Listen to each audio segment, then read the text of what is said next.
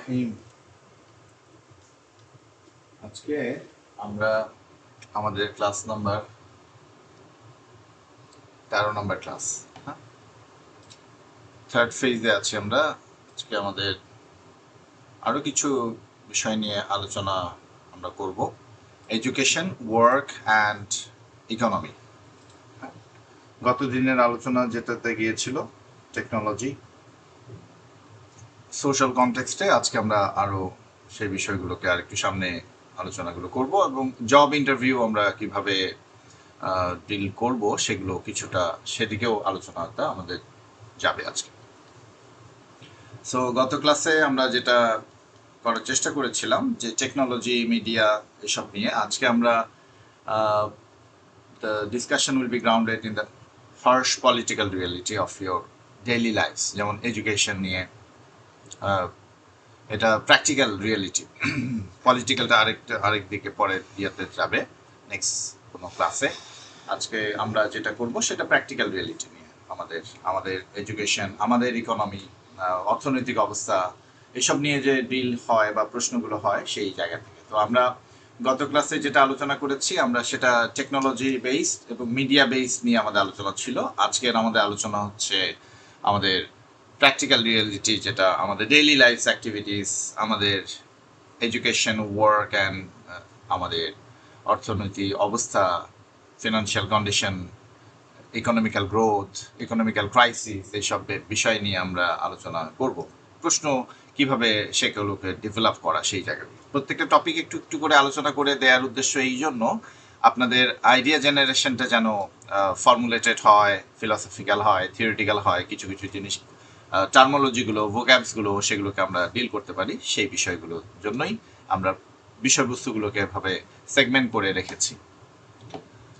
So আমরা যেটা দেখি, কেন আমাদের আসলে এই জায়গাটা, একটা হচ্ছে ফ্লুয়েন্সির ব্যাপারটা আমাদের দরকার হয়, তাই না? সেটা কেন দরকার হয়? আমাদের ক্যারিয়ারের স্টাবলিশমেন্টে বলতে পারেন, সেটার জন্য প্রোগ্রেসের জন্য বলতে পারেন, আমাদের আসলে ইংলিশ ফ্লুয়েন্সিটা দরকার।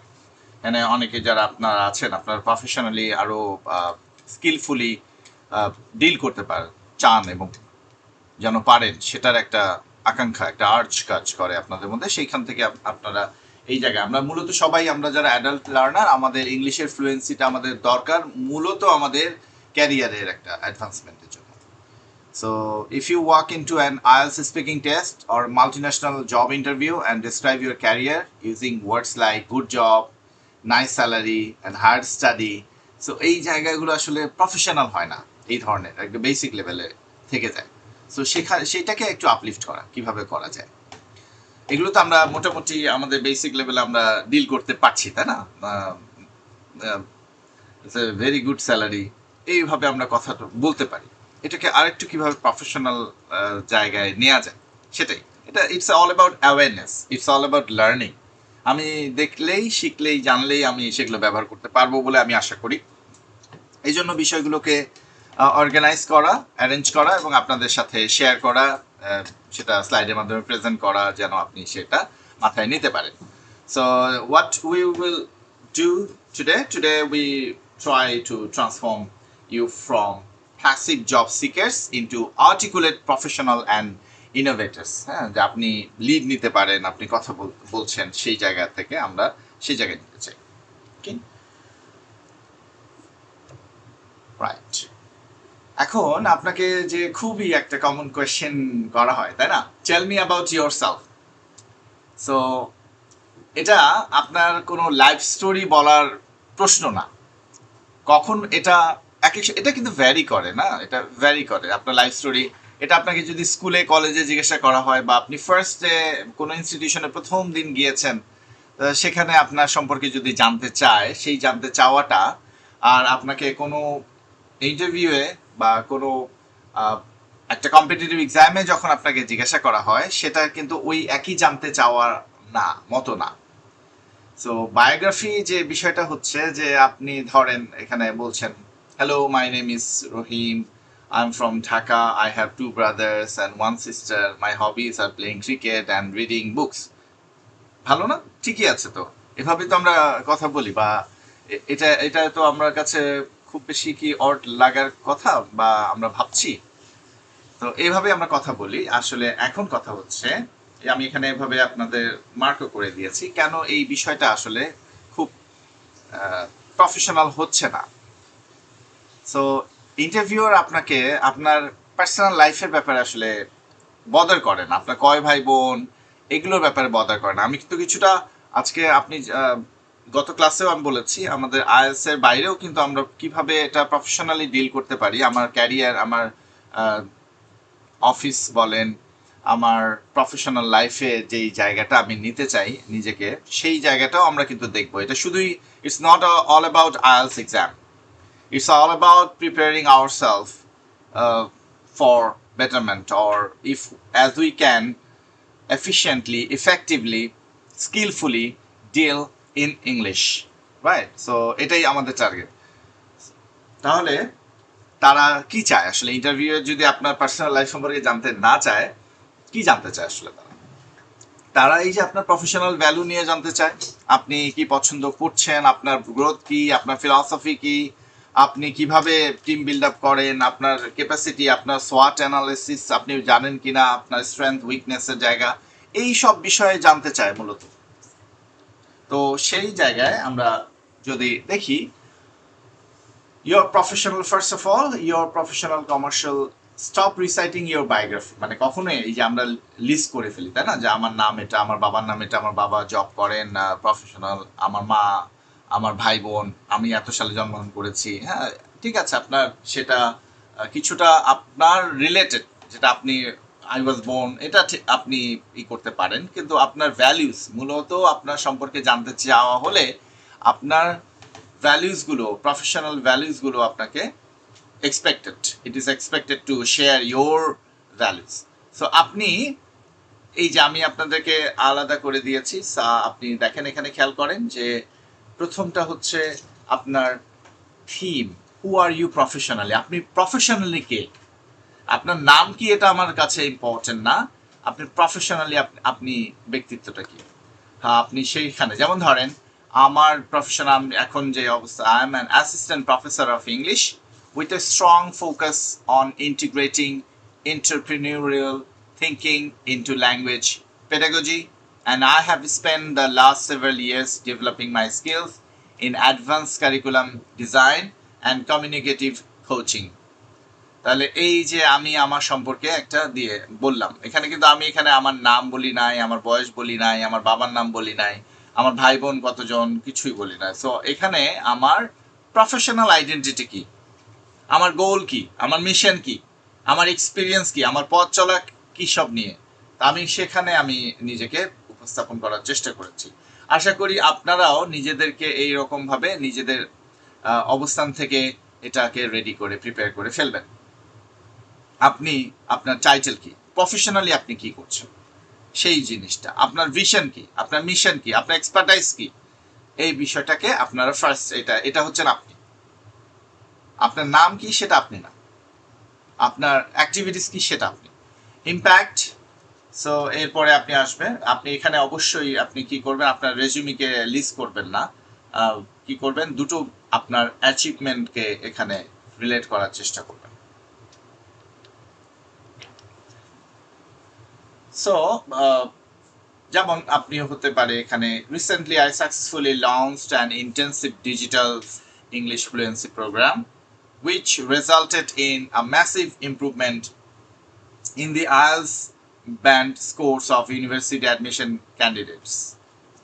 Prior to that, I spearheaded a research initiative on modernizing the English curriculum, which I presented at an international academic conference. হ্যাঁ, আমি একটা রিসেন্টলি একটা কনফারেন্সে গিয়েছিলাম, সেখানে আসলে কিভাবে নেপালে সেই ইয়েটা ছিল কনফারেন্সটা, সেখানে আমি চেষ্টা করেছিলাম যে এই ইংলিশ কারিকুলামটাকে আরও কীভাবে মডার্নাইজ করা যায়, প্রোডাক্টিভ করা যায়, সেটা নিয়ে আমার একটা পেপার প্রেজেন্টেশন ছিল।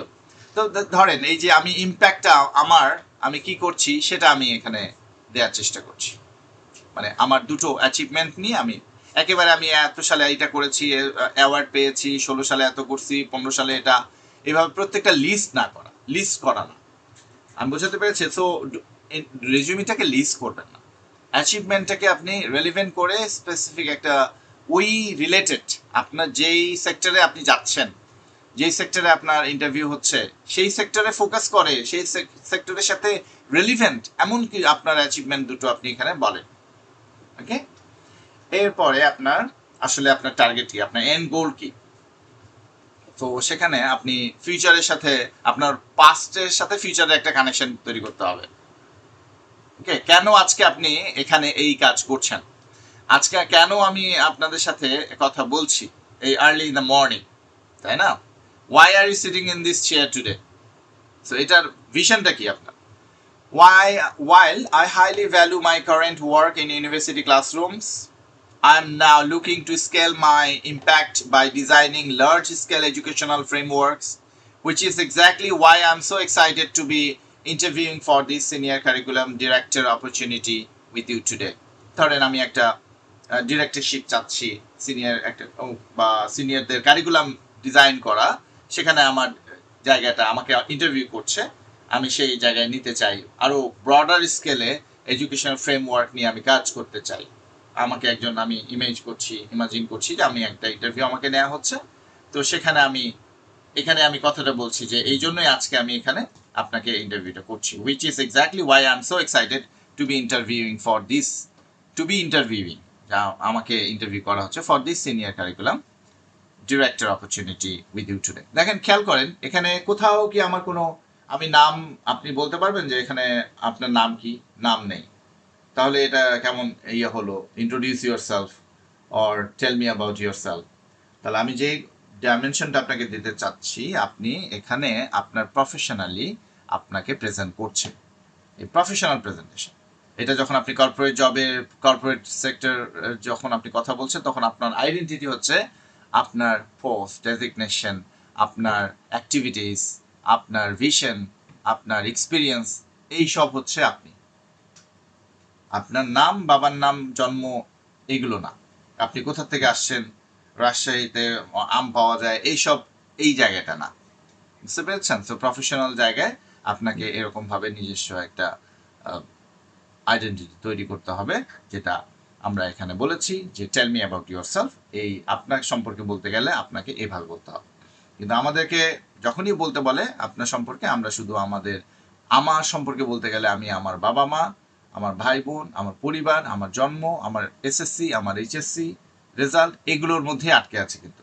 সো এখান থেকে আমাকে বের হতে হবে। আমরা কিন্তু এখন প্রফেশনাল লেভেলে আছি। সো আপনি এটা রেডি করে ফেলবেন। The average human attention span is 8 seconds. হ্যাঁ, so less than a gold fish. অ্যাটেনশনটা আমরা, যেমন আপনারা ক্লাস করছেন, আমরা যখন ইউনিভার্সিটিতে ক্লাস নেই বা আপনারা জানেন, সো আমরা কি করি, অ্যাটেনশন আপনি অবশ্যই কোনো কথা যখনই একটা লেকচার দিয়ে আমরা আবার জিজ্ঞেস যখন করি এটা কি আসলে, ধরেন আমি বলি যে কি বললাম বলেন তো, এই যে কি বললাম বলেন তো বলে আপনাদেরকে মাঝে মাঝেই অ্যাটেনশনের মধ্যে নিয়ে আসতে হয়, কারণ আমরা অবচেতন মনেই আমরা কিন্তু ডিস্ট্রাক্টেড হয়ে যাই। আমি প্রেজেন্ট থাকি কিন্তু সেখান থেকে আমি ডিস্ট্রাক্টেড হয়ে যাই। তো আমরা কোনো মেমোরি 45 সেকেন্ডের বেশি আমরা সময়ে আমরা আগের মেমোরিটা ক্যারি করতে পারি না। আমি জানি আমি কি অ্যাটেন্টিভ স্টুডেন্ট আছে ক্লাসে, সবাই অ্যাটেন্টিভ, মনোযোগ দিয়ে নোট নিচ্ছে, সবই আছে, তারপরেও যখন বলছি যে কি বললাম, আমি জানি অ্যান্সার দিতে পারবে না। এটা বলা কেন? এটা বলা হচ্ছে তাদেরকে আবার ওই ক্লাসের অ্যাটেনশনে ফিরিয়ে আনা। মাঝে মাঝেই আপনার এটা সরে যাবে। তো ওই অ্যাওয়ারনেসটা স্টুডেন্টদের মধ্যে, ফোকাসটা দেয়া, যে বারবার তো আপনি বলবেন না, 2 মিনিট পর পরই বলবেন না, মাঝে মাঝে বলবেন, তাহলে স্টুডেন্ট এক্সপিরিয়েন্স করতে পারবে যে স্যার আমি বলতে পারলাম না, সেই যে একটা গিল ফিল তাকে আরো ফোকাস করতে সাহায্য করবে। তো ক্লাসে যতটুকু আপনার বেস্ট এফোর্ট দিয়ে আপনি ফোকাস থাকার চেষ্টা করবেন। তো আমরা 8 সেকেন্ডেরও কম সময় আমরা আসলে এই অ্যাটেনশনটা ধরে রাখতে পারি এভারেজ। একটু পরপরই আমাদের ব্রেন আরেকটা থটসের মধ্যে চলে যায়, আপনি নিজেকে অবজার্ভ করলেই খেয়াল করতে পারবেন। So if you don't grab them immediately, they are checking their phones, ওই চলে যাবে আরেক দিকে। যদি একটু পরপর তাকে আপনি অ্যাটেনশনে না নিয়ে আসতে পারেন, আপনারা যে এখানে ক্লাস করেন বসে ক্যামেরা ট্যামেরা অফ করে, আমাদের অনেক কমিটমেন্ট অনেকেই দিয়েছিলেন যে হ্যাঁ কালকে থেকে আপনারা ফুল টাইম ক্যামেরা অন করে আপনারা ক্লাস করবেন। তো সেই কমিটমেন্ট থেকে আপনারা কবেই সরে গেছেন। এটা করতে পারেন না কেন? এই যে আপনার ডিস্ট্রাকশন যে হয় সেই বিষয়টা আপনার অবচেতন মন কিন্তু জানে, কিন্তু সচেতন মন আপনাকে আসলে মিসলিড করেন যে না আসলে না ঠিকই আছে, আমরা সব জাস্টিফাই করে দিই, আমাদের প্রত্যেকটা অ্যাক্টিভিটিসে আমরা জাস্টিফাই করে দিই। কিন্তু তখনই আপনার গ্রোথ হবে যখন আপনার ফলগুলোকে আপনি অনুশাসনের মধ্যে আনতে পারবেন, দেখতে পারবেন।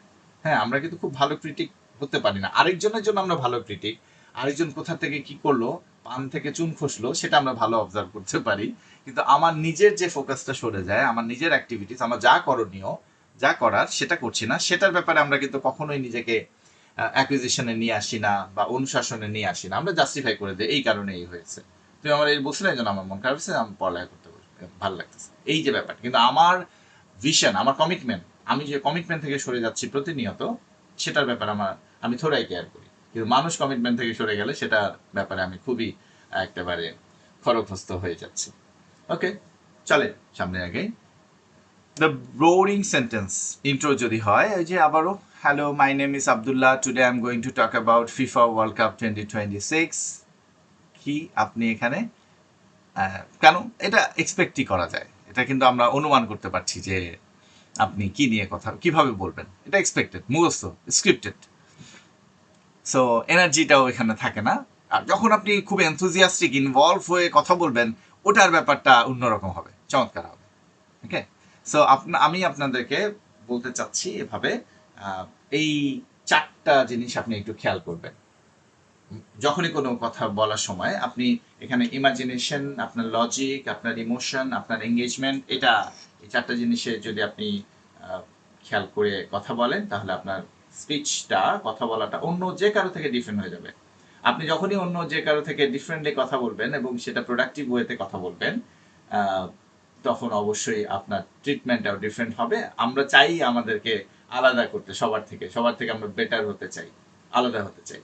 তো সেই জায়গাটা কিভাবে করা যেতে পারে দেখেন, আপনি এখানে এই ধরনের যে ইমাজিনেশন বা ফিউচারে ফোকাস করে আপনি কথা বলছেন, ধরেন টপিক হচ্ছে পলিউশন নিয়ে টপিক। সো সেখানে আমি যদি এভাবে উপস্থাপন করি, imagine waking up tomorrow and not being able to see the sun because the smoke is too thick. একবার চিন্তা করেন তো, আমরা সকালবেলা উঠছি কিন্তু আমরা সূর্যের আলোই দেখতে পাচ্ছি না, যে আমাদের যে ধোঁয়াশা, হ্যাঁ, স্মোক একটা শব্দ, খুবই ইন্টারেস্টিং, এখানে একটু আলোচনা করা যেতে পারে।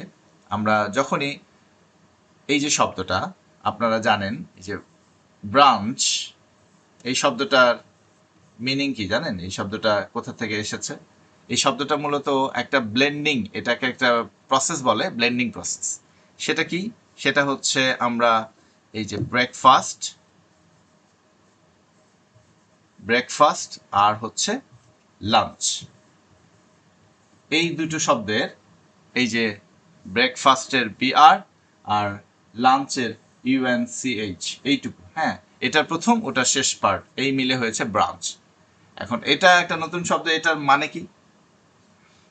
এটার মানে হচ্ছে যখন আপনি ব্রেকফাস্টটা করছেন, আপনার ব্রেকফাস্ট মানে কি? প্রথম meal, you are breaking your fast.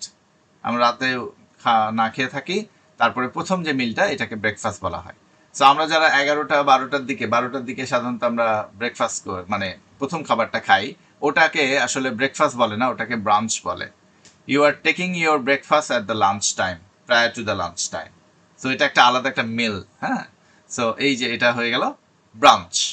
একই রকমভাবে আমরা এই যে কথাটা বললাম স্মোক, একটু দেখিয়ে, যেহেতু বিষয়টা আলোচনা কখনোই করা হয়নি, এই যে স্মোক, এই শব্দটা এসেছে স্মোক প্লাস ফগ, এই যে, বুঝতে পেরেছেন? সো এই মিলে হলো, একটা হচ্ছে ধোঁয়া আর একটা হচ্ছে কুয়াশা, আর স্মোগই হচ্ছে ধোঁয়াশা।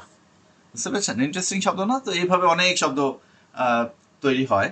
তো সেগুলো আমরা এখানে একটু দেখলাম, যে কথাটা বলছে যে এটা ধোঁয়াশার মতো, মানে কুয়াশা আর সাথে আপনার আরো ধোঁয়া, এই সব মিলিয়ে স্মোগি একটা সিচুয়েশন। তো যখন পরিবেশে, প্রকৃতির মধ্যে আমরা এরকম একটু ঘোলাটে অবস্থান হয়, এটাকে আমরা স্মোগি সিচুয়েশন বলি। স্মোকটা ইজ টু থিক, দেখাই যাচ্ছে না। আচ্ছা, লজিকটা আপনি খেয়াল করেন, আপনি বলছেন did you know that 75% of people fear public speaking more than they fear death. এই যে আপনি এটা যখন বলছেন, ডেটা বলছেন, আপনার ব্রেইনকে আপনি এখানে আরেকজনকে যখন কথাটা বলছেন, এটা কিন্তু সে ক্যাচ করবে এই ধরনের ডেটা স্ট্যাটিস্টিক্স আপনি যখন বলছেন। তো আপনি জানেন 4 ভাগে পৃথিবীর সমস্ত মানুষের মধ্যে অন্তত 75% মানুষই ভয় পায় পাবলিক স্পিকিং এ। আপনারা এখানে যারা আছেন তারা পাবলিক স্পিকিং এনজয় করেন, এরকম কজন আছেন যে হ্যাঁ আপনাকে বলতে বললেই আপনি একদম দৌড় দিয়ে স্টেজে উঠে বলা শুরু করে দেন, you just wait for that moment, এইরকমটা। তাহলে এটা একটা রিসার্চ, একটা স্ট্যাটিস্টিক্স এরকম। আমি বলছি প্রত্যেকটা জিনিসের আপনার স্টাডি থাকবে, পড়ালেখা থাকবে। আপনি তো from out of no wire আপনি এই স্ট্যাটিস্টিক্স দিতে পারবেন না। আপনার স্ট্যাটিস্টিক্স দেওয়ার জন্য আপনার স্টাডি থাকবে, আপনার লজিক্যালি সেটাকে প্রেজেন্ট করার জন্য আপনার পড়ালেখা থাকতে হবে। যখন আপনি এভাবে উপস্থাপন করবেন ডেটার সাথে, তখন কিন্তু আপনার সামনে যিনি অডিয়েন্স আছেন তার ইমপ্রেশনটা অন্যরকম লেভেলে চলে যাবে। আপনার এটা depth of understanding, depth of knowledge is very, মানে অনেক ভিতরে গভীরে। এরপরে আপনি এখানে স্টোরি, আপনি যখন স্টোরি বলছেন তখন সে স্টোরির সাথে অ্যাটাচমেন্ট থাকে। দেখেন যেগুলো ইমোশনাল স্টোরি আমাদেরকে খুব বেশি কানেক্ট করে, তাই না? আমরা যে কোনো রিয়েলিটি শোতে সেখানে দেখেন তারা কিন্তু এভাবে স্টোরি উপস্থাপন করে। সে হয়তো খুব একেবারে দরিদ্রভাবে এসেছে, ধরেন আপনি ইন্ডিয়ান আইডল থেকে শুরু করে যে কোনো জায়গায়, তাহলে প্রত্যেকটা প্রমোট করার সময় তারা একটা স্টোরি নিয়ে আসে, একটা ইমোশনালি অ্যাটাচড করে দেয় যারা, এবং তাকে সাপোর্ট করা শুরু করে। আমরা সবাই তাকে সাপোর্ট করি, ও গেয়েছে কিনা, ও পারফর্ম করছে কিনা। তাহলে একটা স্টোরি আমাদেরকে ইমোশনালি কানেক্ট করে।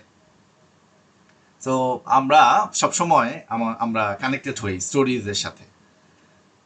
তো আপনি যখনই এটা করবেন স্টোরির মধ্যে, ধরেন সাকসেস টপিক নিয়ে, আমি প্রত্যেকটা আলাদা আলাদা টপিকের মধ্যে বিষয়গুলো দেখাচ্ছি, পরে আবার একসাথে দেখানো যাবে। সাকসেস নিয়ে, তো আপনি সেখানে বলছেন I was standing in the rain with $5 in my pocket and no place to sleep. ধরেন শাহরুখ খানের স্টোরিটা আমাদের কত করে, যে সে এই মান্নাতের সামনে সি বিচে সে ঘুমানোর জায়গা ছিল না, থাকার জায়গা ছিল না, সে সারা রাত এই সি বিচের পাশে যে চেয়ার, সেই চেয়ারে বসে সে রাত কাটিয়েছে। তো এই স্টোরি কানেক্ট করে, তাই না? দেখেন গ্লোবাল সুপারস্টার হয়ে গেছে সে। তো মানুষ তাকে হৃদয়ে জায়গা দেওয়ার জন্য একটা স্টোরি, ইমোশনাল অ্যাটাচমেন্টের দরকার হয়। ওকে, আরেকটা হচ্ছে প্রভোকেটিভ, যেটা হচ্ছে এঙ্গেজমেন্ট। আপনি আরেকজনকে এঙ্গেজ করার আপনার সেই জায়গাটা কিভাবে আমরা উপস্থাপন করতে পারি, এটা আসলে অডিয়েন্সকে আপনার কানেক্ট করে ফেলে। তা সে মেন্টালি আপনার সাথে কথা বলে এবং সেখানে অ্যান্সার করা শুরু করে, আপনার সাথে সেও এঙ্গেজ হয়ে যায়। So it's very important. আপনি যদি কোনো আপনার অডিয়েন্সকে আপনি কানেক্ট করে ফেলতে পারেন, আপনাকেই সে খুঁজছে, আপনাকেই সে ফোকাস করছে, ফলো করছে, তাহলে you have won the battle, তাই না? যে প্রত্যেকটা পাবলিক স্পিকিং তো একটা ব্যাটল, একটা প্রেজেন্টেশন একটা ব্যাটল। সো এই ব্যাটলটা আপনি উইন করতে পারেন just by making them engaged. So কিভাবে করা যায় বা কি সেটা, এটার প্রথম সেন্টেন্স কেমন হতে পারে? সো আর্টিফিশিয়াল ইন্টেলিজেন্স দিয়ে আপনি বলছেন by a show of hands who here thinks a robot could do their job better than them. হ্যাঁ, এখানে যারা আছেন একটু হাত দেখান তো, আপনারা কারা মনে করেন who here thinks a robot could do their job better than them? আপনাদের থেকে এখানে রোবট বেশি ভালো কাজ করতে পারে।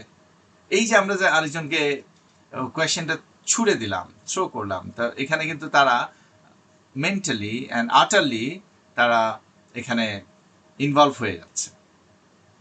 দেখবেন অডিয়েন্সের মধ্যে ফেস রিড করে দেখবেন তারা কথা বলতে চায় বা তারা অ্যান্সারটা দিচ্ছে, হয়তো হাসি দিয়ে বা হয়তো অন্যরকম দিয়ে, বিভিন্নভাবে এঙ্গেজ, আপনি বুঝতে পারবেন। তো এটা পাবলিক স্পিকিং এর একটা আর্ট। বা আপনি কথা বলার যখন ইন্টারভিউ দিচ্ছেন তখনই কিন্তু এইরকমভাবে আপনাকে কোনো কিছু নিয়ে ডিসকাস করতে বললে আপনি যদি এইভাবে বিষয়গুলোকে মেনটেন করেন, আমরা চেষ্টা করে দেখতে পারি সেই বিষয়গুলো আপনাদের সামনে উপস্থাপন করলাম। Okay, we will take a boring topic and create a hook for it. চলেন, সেলিং a pen, খুব ওয়াইডলি এটা ওয়ার্ল্ড ওয়াইড আমরা এটা দেখি, তাই না? Selling a pen.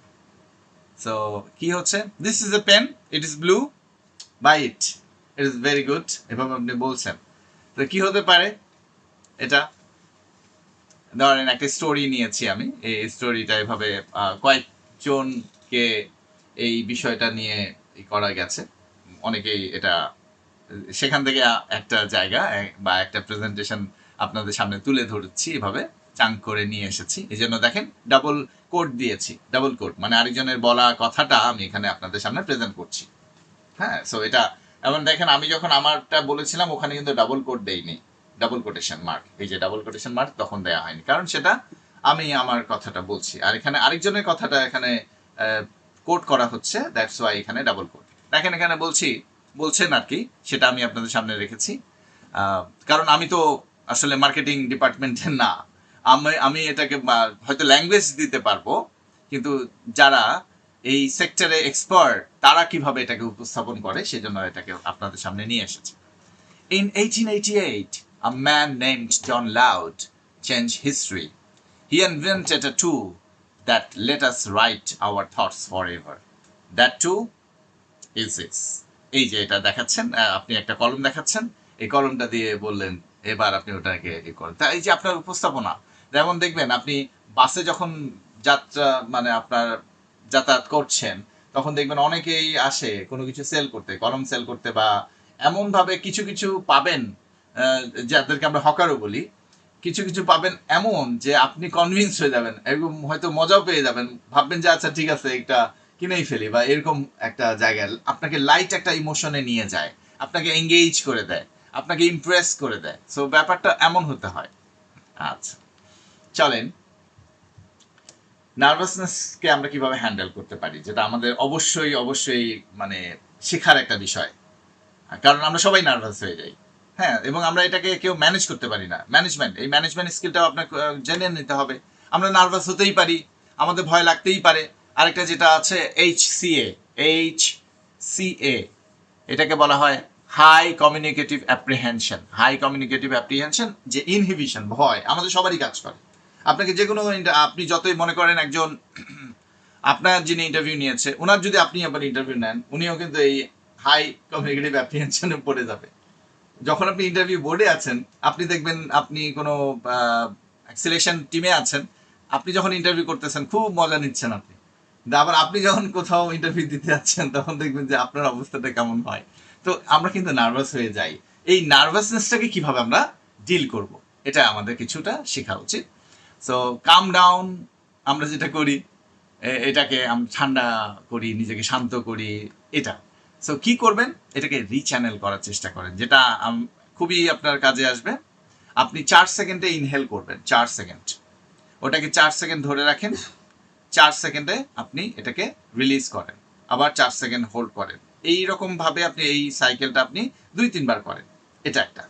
আরেকটা জিনিস আছে, সেটা আপনি 4 সেকেন্ডে ব্রিথ করবেন, আর 1 সেকেন্ডে, যেটা হচ্ছে আমরা দেখবেন অনেকেই যখন Cristiano Ronaldo penalty shoot out নেয় বা সে ফ্রি কিক নিচ্ছে, হ্যাঁ তারটা বেশ এখানে ফোকাস হয় অনেকে, দেখবেন সে একটা ব্রিথ ইন করে, তারপরে ওটাকে জোরে ছেড়ে দিয়ে সে কিকটা নেয়। হ্যাঁ, তো এইটা হচ্ছে আপনাকে পাওয়ার বুস্ট করে, একটা কনফিডেন্স জেনারেট করে আপনার মধ্যে। 4 সেকেন্ডে নিঃশ্বাস নিয়ে 1 সেকেন্ডে ছেড়ে দেয়া, একবারে হুক করে, যে আমরা দেখেন যে স্পোর্টসম্যানরা যেভাবে ছাড়ে, তো এটা হচ্ছে আপনাকে কনফিডেন্ট দেওয়ানোর জন্য। আর আপনি যদি খুব নার্ভাস হয়ে যান, তাহলে সেটাকে শান্ত করার যে বিষয়টা হচ্ছে, এটা আপনি 4 সেকেন্ডে নিঃশ্বাস নেবেন, সেটাকে 4 সেকেন্ড ধরে রেখে তারপরে মুখটা গোল করে হালকা করে ছেড়ে দেবেন, আস্তে করে ছেড়ে দেবেন, একবারেই ছেড়ে দেবেন না, তাহলে দেখবেন আপনার ব্রেইনে অ্যাংজাইটি বলেন বা টেনশন বলেন আস্তে আস্তে অক্সিজেন পাচ্ছে এবং সেটা শান্ত হয়ে যেতে পারবে। আচ্ছা, সো স্ট্যান্ড ওয়াইড, আপনি যখনই দাঁড়াবেন না একটু মানে খুব জড়সড় হয়ে দাঁড়াবেন না। Hands on hips, chin up for 2 minutes before the speaking session. হ্যাঁ, আমরা কি করি, আমাদের চিনটা নেমে যায়, থুতনিটা আমাদের একটু নিচে নেমে যায়, টেনশন হলে আমরা কিন্তু এরকম নার্ভাস হয়ে যাই, এবং আমাদের তখন যে ব্রিদিংটাও একটু অ্যাঙ্গেলে চলে যায়। এটা যদি একেবারে আপনার চিনটা মানে থুতনি যেটা, এটা 90 ডিগ্রি শেপে থাকে, তখন দেখবেন আপনি ব্রিদ ইন করেন, দেখবেন যে আরো বেটার ওয়েতে আপনার লাংসে যদি ভালোভাবেই হয়, আপনার ব্রেইনে ভালোভাবে অক্সিজেন যাবে, ব্রেইন শান্ত হয়ে যায় এই জায়গায়, হ্যাঁ রিল্যাক্স হয়ে যায়।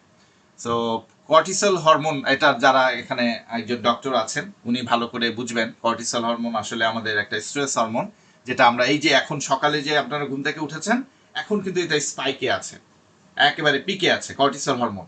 তো আপনারা এই সকালের সময়টা যারা বেশি ঘুমিয়ে কাটান, তাদের এই অবসাদগ্রস্ততার ব্যাপারটা এবং মেজাজ খিটখিটে হয়ে যাওয়ার প্রবণতাটা বেশি থাকে। তো মর্নিং আসলে সত্যি চমৎকারভাবে আমাদেরকে এগুলোকে ম্যানেজ করে দিতে পারে। মিরাকল মর্নিং, এই মর্নিং নিয়ে যে কত লেখা আছে পৃথিবীতে। ওকে, সো মর্নিংটাকে যারা ইউটিলাইজ করতে পারে লাইফে, তাদের লাইফটা সত্যি এটা সানশাইন হয়ে যাবে আপনার জীবনে। এটাকে ইউটিলাইজ করার চেষ্টা করেন। অলসভাবে মানে বিছানায় থাকবেন না, সকালটা ঘুমাবেন না। রাসূলের নিষেধও আছে সকাল এবং মাগরিবের পরে ঘুমানোটা। হ্যাঁ, তো এই বিষয়টা একটু চেষ্টা করবেন, একটু আমল ইবাদত করারও চেষ্টা করবেন। আবার সায়েন্টিফিক্যালি আপনারা দেখলেও সেগুলো আপনারা জানতে পারবেন। যেই দিকেই যান, আপনি থিওলজিক্যালি যান, সায়েন্টিফিক্যালি যান, ফিলোসফিক্যালি যান, আপনি যে কোনো মেডিকেল সায়েন্স যাই যেদিকেই যান আপনি পাবেন। কেউ আপনাকে এনকারেজ করবে না এই সানশাইনের এই সময়টা, সানরাইজের এই সময়টা বিছানায় ঘুমিয়ে কাটানো। অল ওভার দ্য ওয়ার্ল্ড এই সময় আপনার মর্নিং ওয়াকে যায়, রিল্যাক্সেশন যায়, ব্রিদিং এক্সারসাইজ যায়, মেডিটেশন যায়, সব কিছু মিলে।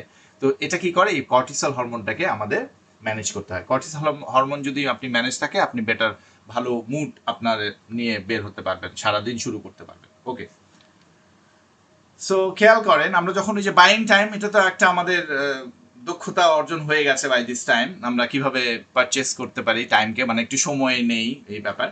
What happens if an examiner, an interviewer, or a boss ask you a question you simply do not know the answer to?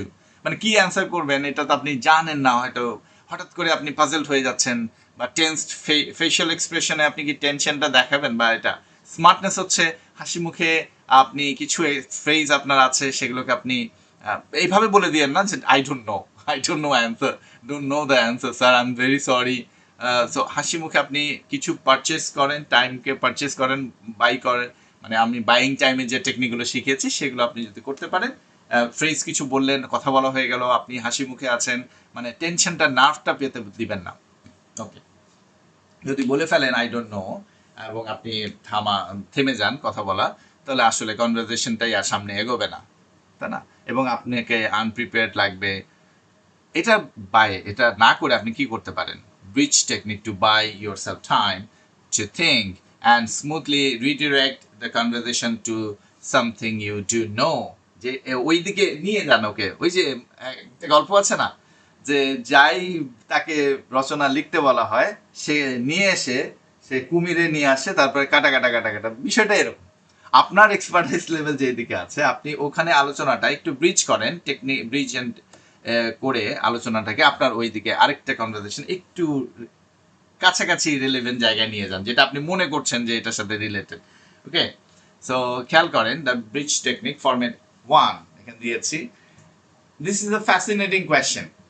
এগুলো আমরা কিন্তু অনেক পড়েছি, বারবার আসছে, কারণ আমাদের আসলে সিচুয়েশন আসতেই পারে যে আমরা জানি না, পারছি না, তো আমরা আই ডু নট নো, পারবো না স্যার, আমি জানি না স্যার, এইরকম ভাবে এক্সপ্রেস করবো না আমরা। Just to make sure I understand you are asking about, ওই কথাটা আবার বলেন।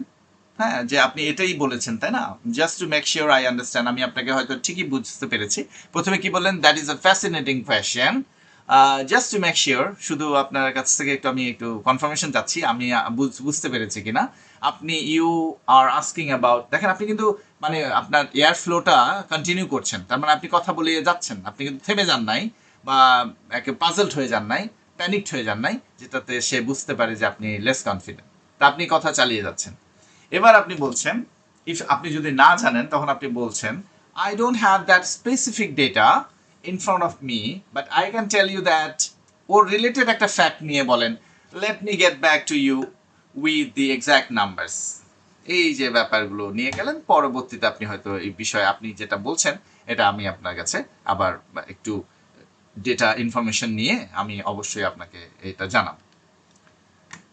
একটা সিনারিও আপনার সামনে এখন প্রেজেন্ট করা হচ্ছে। Your manager ask you highly specific question during a meeting. ধরেন আপনাকে একটা কোয়েশ্চেন জিজ্ঞাসা করেছে এই বিষয়টা, how exactly did the recent inflation spike affect our Q3 logistic budget in the European market? ধরেন এরকম একটা কঠিন প্রশ্ন, আপনি যদি না জানেন আসলে কিভাবে এই করছে আপনার যে মুদ্রাস্ফীতি এই ব্যাপারটা, সেটা Q3 লজিস্টিক, এটাও আপনার টার্মোলজি। দেখেন আমি একেবারে হাই টার্মোলজিগুলো ইউজ করেছি যেন আপনি কোনোভাবেই গেসও করতে না পারেন যেটা কি হবে। সো কিভাবে আমরা সেটাই করতে পারি? আপনি বলছেন that is a fascinating question and highly relevant to our current situation. Just to make sure I am completely clear on your focus, আপনি যা বলতেছেন এটা আমি আসলে একটু চেক করতে আছি। You are asking specifically how the recent inflation spike impacted the logistic budget of for our European sector, correct?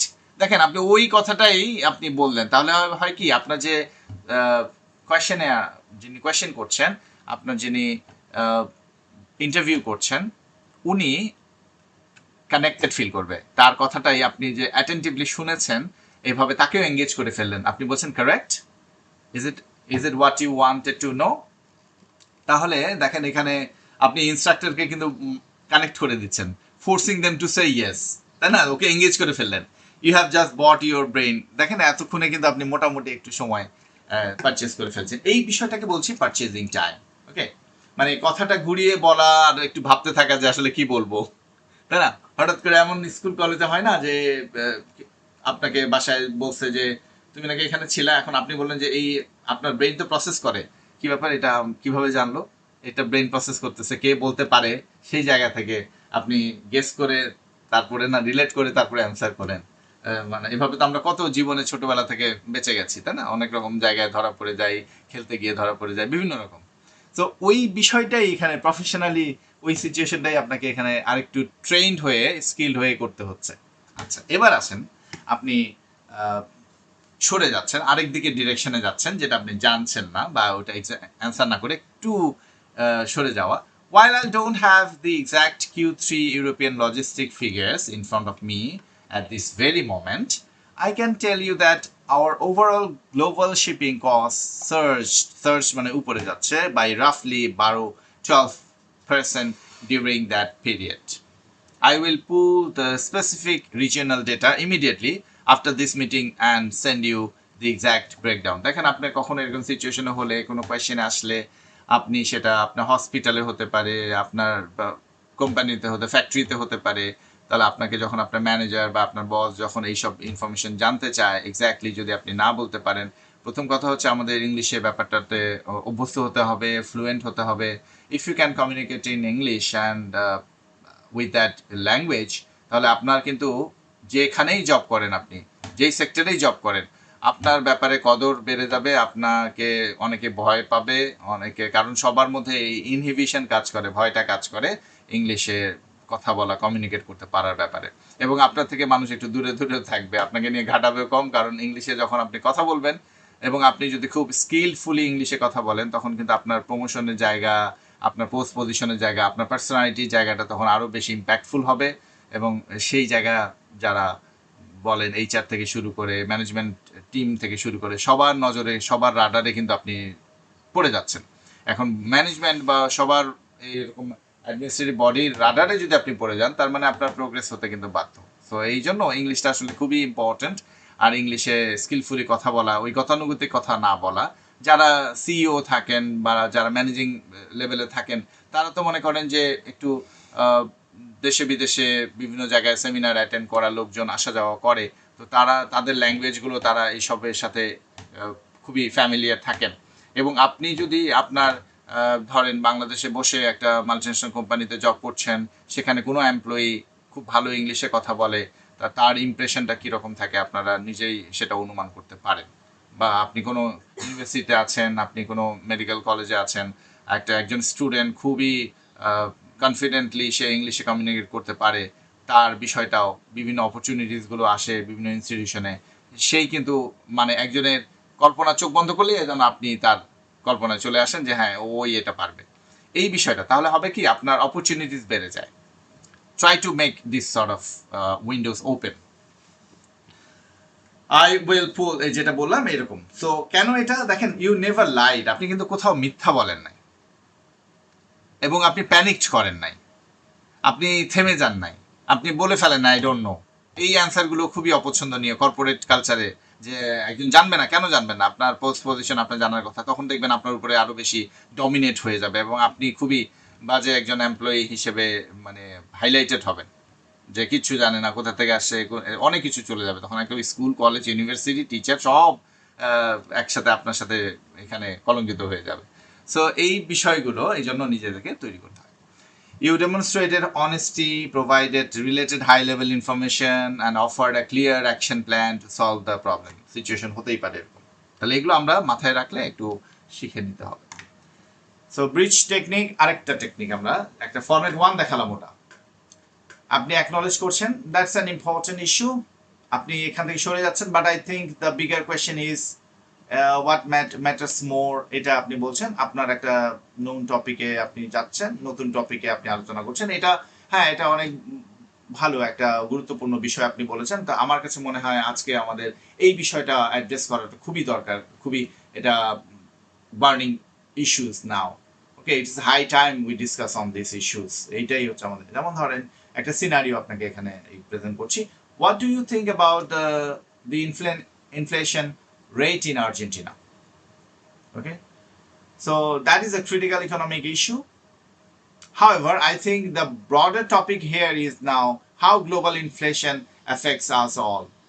For example, in my country, prices have risen by এত পার্সেন্টের প্রাইস বেড়ে গেছে, এরকম আপনি দেখেন ওই ঠিক আপনি ওই জিনিসটা পারলেন না, আরেক দিকে সরে গেলেন। ইনফ্লেশন রেটটা আপনাকে জিজ্ঞেস করেছে কিন্তু আপনি আরেক দিকে চলে গেলেন, যে দেখেন কি আমার দেশে প্রাইস কত বেড়ে গেছে, আলুর প্রাইস কত বাড়ছে, এভাবে বাড়ছে। তো আপনি ওইটার সাথে রিলেটেড ইকোনমি সাথে ইনফ্লেশন, মুদ্রাস্ফীতি, ওটার মতো করে মুদ্রাস্ফীতি কি হয়, জিনিসপত্রের দাম বেড়ে যায়, তাহলে আপনি ইনফ্লেশন রেটটা এখন এক্স্যাক্টলি কত, সেখান থেকে আপনি কিন্তু আরেক দিকে একটু সরে গিয়ে বলছেন। আমাদের সবসময় সরে গিয়ে বলতে হবে ব্যাপারটা তেমন না, সরে গিয়ে বললেই স্মার্ট বলা তা না। আমার কাছে আমি কখন বলবো এটা, যখন আমার কাছে ডিরেক্ট ইনফরমেশন বা এক্স্যাক্ট ইনফরমেশন থাকবে না, তখন বা আমি ওই বিষয়টা অ্যান্সার দিতে পারছি না বা জানছি না, তখন আমি চুপ হয়ে যাব, তখন গিয়ে আমি বলবো আই ডোন্ট নো। এই রকম সিচুয়েশনটাকে ডিল করার জন্য আমরা এই স্ট্র্যাটেজিটা আপনাদের সামনে আলোচনা করছি। সো যে সবচেয়ে বড় যে ভুলটা করে ফেলি আমরা এই ধরনের, যে আমরা র্যামলিং করে ফেলি। হ্যাঁ, আপনার একটা স্ট্রাকচার দরকার, একটা স্কেলিটন দরকার, একটা কঙ্কাল দরকার, যেটার মধ্যে আপনি মানে কিছু ওয়ার্ড সাজিয়ে রাখতে পারবেন। সো এটাই আপনার হচ্ছে সেই ফর্মুলা। প্রথমে হচ্ছে একটা পয়েন্ট থাকবে, সেটা রিজন থাকবে, এটার এক্সাম্পল থাকবে, আর একটা রিস্টেটমেন্ট বিষয়টা, সেটা র্যাপ আপ আপনি করলেন, মানে কনক্লুশন। হ্যাঁ, তো এটা এইভাবে মনে রাখতে পারেন, প্রেপে মনে রাখতে পারেন যে প্রথম পয়েন্ট কি, আপনি যেটা আপনার মেইন আইডিয়া সেটা বলেন, সারপ্রাইজটা শেষে রাখবেন না এখানে এই ক্ষেত্রে। যে আর এটা এই জন্য লিখেছি কারণ আমি আপনাদেরকে শিখিয়েছি রাইটিং টাস্ক 2 এ যে আপনি মেইন যে আর্গুমেন্টটা সেটা কনক্লুশনে আগে লিখেন। এই জন্য বলেছি don't save the surprise for the end. কথা বলার সময় আপনাকে কিন্তু পয়েন্টটাকে অ্যাড্রেস করতে হবে, কেন আপনি এটা বিশ্বাস করেন, এবং এক্সাম্পলগুলো আপনাকে দিতে হবে। গিভ এভিডেন্স দিতে হয়। হ্যাঁ, একটা উদাহরণ আর এভিডেন্স কিন্তু দুই জিনিস আলাদা। হ্যাঁ, এভিডেন্স হচ্ছে যেটা আপনার ডেটা বেসিসে আর স্টোরি অর স্ট্যাটিস্টিক যে কোনো কিছু দিতে পারে। যেমন ধরেন এখানে what is your favourite season? My favourite season is definitely winter. কেন? I love it because it's the only. আপনাকে কিন্তু জিজ্ঞেস করছে না ওয়াই, এটা জিজ্ঞেস করছেন না। যখনই আপনি বলছেন, এই বলার মধ্যে আপনার এইভাবে স্ট্রাকচার থাকবে, যেন আপনি একটা বলেই থেমে গিয়ে আমরা কি আরেকটা অ্যান্সার কোয়েশ্চেন করি, আপনি আরেকটা অ্যান্সার দেন, আবার কোয়েশ্চেন করি, আবার অ্যান্সার দেন। তো এটা কিন্তু খুব স্মার্ট ডিলিং না। কিন্তু আপনি আমার সমস্ত জিজ্ঞাসিত প্রশ্ন যদি আপনি প্রেজেন্ট করেন, আপনি প্রশ্নটা জিজ্ঞেস করে, তাহলে আমার কিছুই বলার থাকে না। যখন আমার বলা কম হয় এবং আপনার বলাটা পরিপূর্ণ হয়, ভালো হয়, অ্যাকিউরেট হয়, আর কিছুই প্রশ্ন করা থাকে না, তখন সেই জায়গাটা ডমিনেশনটা আপনার থাকে। সো এখানে ডমিনেট করা, আপনি যদি ডমিনেট না করতে পারেন তাহলে আপনি ডমিনেটেড হচ্ছেন। পৃথিবীর রীতি এরকম, এখানে কোনো কিছু মাঝখানে কোনো কিছু নাই। আপনি যদি শাসন করেন তাহলে শাসন করছেন, আর না হলে শোষিত হচ্ছেন। হয় শোষিত হচ্ছেন নয়তো শাসন, আপনি ডমিনেট করেন অথবা ডমিনেট হন, এর বাইরে কিন্তু কোনো গ্রে বল লাইন নাই আর কি, সমাজে বলেন, পরিবারে বলেন। এনিওয়েজ, অন্যদিকে না যাই। I love it because it's the only time I can truly relax and feel cozy. তাই না, একটু ঘুম বেশি করতে পারি, আরাম করতে পারি, আর্লি অনেক রাত বড়, সবকিছু মিলিয়ে। এভিডেন্স বলছেন, for instance last December I sat by the fire with a book and hot chocolate and it was the best feeling ever. Okay, so এরপরে আবার বলছেন, that is why winter will always be my number one choice. তাহলে একই কথা আবারও আপনি এখানে বললেন, এখানে কনক্লুশন টোনে বললেন আর ওখানে স্টেটমেন্ট টোনে বললেন, ঠিক আছে। তো এটাও কিন্তু আপনার অপিনিয়ন, কিন্তু এটা আপনি কনক্লুডিং নোটে কথাটা নিয়ে আসলেন। ওকে, পিপিএফ ফর্মুলা দেখেন, পাস্ট প্রেজেন্ট ফিউচার, এটা এর আগে আলোচনা করেছি, আজকে আবার এই ডিসকাশনের জন্য আমাদের প্রয়োজন, এই জন্য আবারও নিয়ে আসলাম পাস্ট প্রেজেন্ট ফিউচার। সো যখনই পার্সোনাল কোয়েশ্চেন জিজ্ঞাসা করবে, আপনাকে ইন্টারভিউ কোয়েশ্চেন জিজ্ঞেস করবে, tell me about yourself or social trends, এই জায়গাটা। সো আপনি সবসময় চেষ্টা করবেন এটা পাস্টে কি সিচুয়েশন কি ছিল, আপনার পাস্ট পজিশনে কি অবস্থায় ছিলেন, এখন কি অবস্থায় আছেন, এবং ভবিষ্যতে আপনি কি প্ল্যান করছেন বা কি অবস্থায় যেতে চান। So past how things use to be, কীরকম ছিল, হোয়াট ইউ ডিড বিফোর, আগে কি করেছেন, অল্টারনেটিভ, তাই না, সিচুয়েশন আপনার সম্পর্কে জিজ্ঞাসা করলে এটা আসবে, আর সোশ্যাল কনটেক্সটে থাকলে এটা আসবে, how things use to be. Present, how things are now, what you are doing right now, and what you hope to do in future, এটা আসবে ফিউচারে, আর where things are going, কোথার দিকে যাচ্ছে, এইরকম, বুঝতেই পারছেন। তো ধরেন একটা situation, tell us about your English journey. Okay, তো আপনি যদি বলতে হয়, 5 years ago I couldn't speak a word of English. Currently I'm taking this intensive course and practicing daily. হ্যাঁ, ধরেন এখানে যারা যারা প্র্যাকটিস করছেন আপনাদের সিচুয়েশনটা এখানে একটু তুলে দেওয়ার চেষ্টা করেছি। Ideally next year I will use this skills to study abroad, তাই না, এই জায়গাটা আপনি উন্নত করতে চাচ্ছেন, এবং আপনার একটা ইন্টেনশন যে আপনি এই স্কিলগুলো আপনার বাইরে পড়তে অনেক হেল্প করবে, আপনার ইংলিশে এফিসিয়েন্সি, আপনার ফ্লুয়েন্সি, আপনার এক্সপার্টাইজ যে লেভেলটা ডেভেলপ হচ্ছে, এটা আপনি অবশ্যই ব্যবহার করতে পারবেন। তাহলে এই যে হয়ে গেল, তো 5 বছর আগে আপনি ইংলিশে বলতে পারছেন না, এখন আপনি এই কোর্সটা এখন কি করছেন, এখন আপনি একটা ইন্টেন্সিভ কোর্স আপনি প্র্যাকটিস করছেন ডেইলি, এবং আপনি এক্সপেক্ট করছেন যে আপনি আগামী বছর এই স্কিলগুলো আপনি ব্যবহার করতে পারবেন, অথবা আপনি কোনো কিছু একটা অ্যাচিভ করতে পারবেন, অথবা আপনার একটা প্রমোশনকে আপনি ত্বরান্বিত করতে পারবেন, একটা পোস্টের বা ম্যানেজারিয়াল পোস্টের জন্য আপনি অ্যাপ্লাই করতে চাচ্ছেন, সেখানে আপনার ইংলিশ স্কিলটা খুবই ম্যান্ডেটরি, এই জন্য আপনি এটা ব্যবহার করতে পারবেন, আপনার প্রমোশনটা হয়ে যাবে। সো এই তো পাস্ট প্রেজেন্ট ফিউচার, মানে এখন কি আছে, আগে কি ছিল, এখন কি করছেন, এখন কি হচ্ছে, এবং ভবিষ্যতে কি হবে, এই বিষয়টা। Okay, so when your mind is blank, run through this mental checklist to find ideas. Who is involved? প্রশ্ন করবেন, হ্যাঁ, সবসময়। যেমন দেখেন কিউ কার্ডে কিন্তু এরকম প্রশ্নগুলো দেওয়াও থাকে, তো এই ক্রনোলজিটাও আপনি মাথায় রাখতে পারেন, যখনই কোনো কিছু বলবেন বা প্রেজেন্ট করবেন, তাহলে আপনি এই জিনিসটা মাথায় রাখবেন। হু ইজ ইনভলভ, কারা, এটার সাথে কারা জড়িত, হোয়াট ইজ হ্যাপেনিং, কি ঘটতেছে, ওয়্যার ইজ ইট হ্যাপেনিং, কোথায়, ওয়েন ডিড ইট স্টার্ট, কখন শুরু হয়েছে, ওয়াই ডাজ ইট ম্যাটার, কেন এটা ম্যাটার করে, এইরকম ভাবে যদি আপনি একটু মেন্টালি চেকলিস্ট করে ফেলেন, এগুলোর অ্যান্সার করেন, দেখবেন আপনার কথা সেজে সেজে একেবারে তৈরি হয়ে গেছে। So explain the mating habits of the African ostrich. Ostrich যে বড় ডিম পারে, যে তারা যে মেট করে, মেট হয়, তা এটা আপনার এক্সপ্লেইন করতে বলছে। সো আপনি বলছেন, I'm not an expert on birds, but what I can tell you about is how animals adapt to their environment in general. ওকে, ধরেন একটা সিচুয়েশন, তাই না, আফ্রিকান অস্ট্রিচ নিয়ে আপনাকে কথা বলতে বলছে। অস্ট্রিচ মানে একটু লিস্ট এতটুকু যদি গেস করতে পারেন যে এটা একটা পাখি বা এরকম ডানা ডানা আছে, তো আপনি সেখানে বললেন যে আমি তো আসলে বার্ডের এক্সপার্ট না, সো আমি এখানে আসলে কিভাবে অ্যানিমালরা অ্যাডাপ্ট করে ফেলে একটা পরিবেশে, সেটা আমি বলতে পারি। তো এরকম সিচুয়েশন আপনি নিয়ে আসলেন। The death of the linear career, junior executive, mid level manager, senior director and retire, তাই না। সো এখানে আমরা একটু দেখি ক্যারিয়ার রিলেটেড ট্র্যাজেক্টরিজ, আমরা একটু ল্যাঙ্গুয়েজগুলো বুঝে নেই। The portfolio career, the modern reality. You might be a part-time professor, a freelance consultant, and a small business owner simultaneously. একই সাথে আপনি এটা হতে পারেন যে আপনি কয়েকটা জবই করছেন। Upskilling, the continuous process of learning new skills to prevent yourself from becoming obsolete. মানে আমরা যেন সেকেলে না হয়ে যাই, এই জন্য আমাদের বর্তমান ওয়ার্ল্ডে কি আমাকে নতুন নতুন স্কিল শিখতেই থাকতে হওয়া উচিত, মানে তাহলে দেখবেন আপনি অবসলিট হচ্ছেন না। অবসলিট মানে হচ্ছে সেকেলে হয়ে যাওয়া বা অপ্রচলিত, বাতিল হয়ে যাওয়া। এইটা আমি বলছি যে আমি প্রিভেন্ট করতে চাই বাতিলের খাতায় পড়ে যাওয়া থেকে, তাই না? Continuous process of learning new skills. In the modern economy, graduation is just the beginning of your education.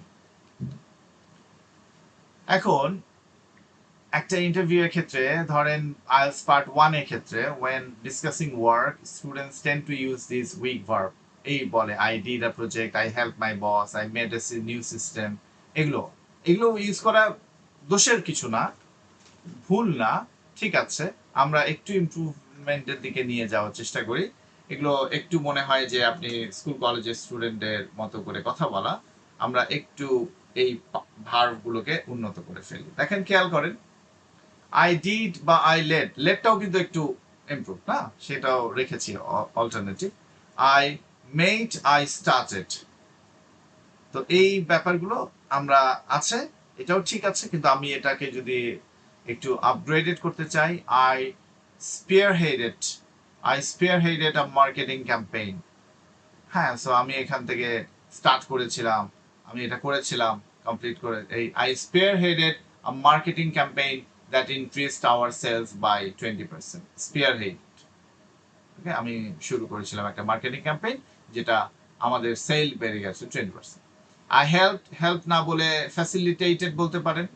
Facilitated, ওই যে ফ্যাসিলিটিস থেকে আমি ফ্যাসিলিটি দিচ্ছি, এরকম মানে মানে আমি আরেকজনকে সাহায্য করছি, মানে কি তাকে আমি ফ্যাসিলিটিস দিচ্ছি। তো সেখানে আপনি এই ভার্বটা ইউজ করতে পারেন, ফ্যাসিলিটেট। আর পাস্টে হলে facilitated. I facilitated communication between the tech department and the clients. I started বলে আপনি I implemented a new digital filing system to reduce paperwork. Okay? I fixed, আমি এটা ফিক্স করে ফেলছিলাম, এটা না বলে আপনি বলেন আই ওভারহল, মানে পুরোটাই আপনার এই বিষয়ে নিয়ন্ত্রণ করেছেন এবং এটাকে ফিক্স করেছেন।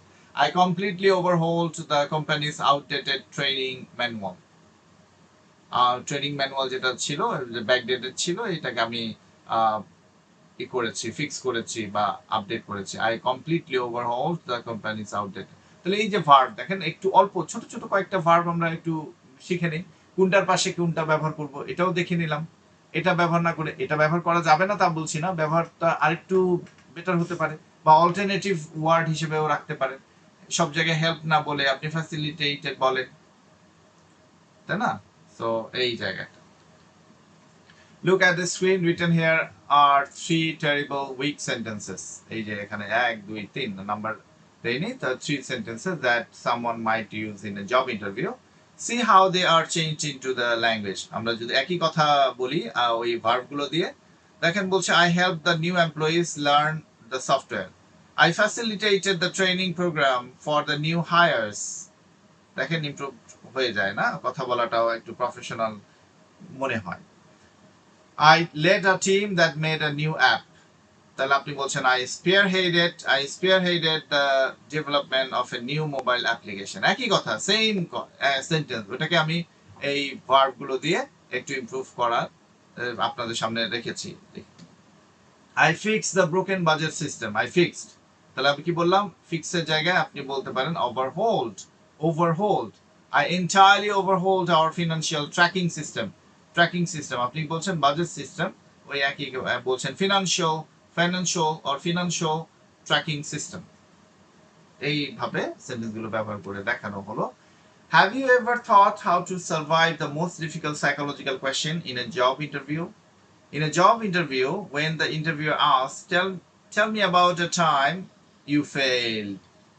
যখন আপনি ফেল করছিলেন, এটা এরকম একটা সময়ের কথা বা একটা গল্প বলেন আপনার লাইফে, যেটা আপনার কাছে মনে হয় যে আপনি আসলে সেটা অ্যাচিভ করতে পারেননি। দেখেন, এটা খুবই কিন্তু একটা ট্রিকি কোয়েশ্চেন, একটা সাইকোলজিক্যাল কোয়েশ্চেন। মানুষ কিন্তু তার ফেলিয়ার গুলোকে বলতে চায় না। তো ফেলিয়ার বলবেন, আবার একই সাথে সেই বিষয়টা তো আপনাকে উপস্থাপন করতেও গেছেন, আপনি কি আপনাকে ব্যর্থ হিসাবে প্রমাণ করবেন? তো সেই বিষয়টা কিভাবে ডিল করা যায়?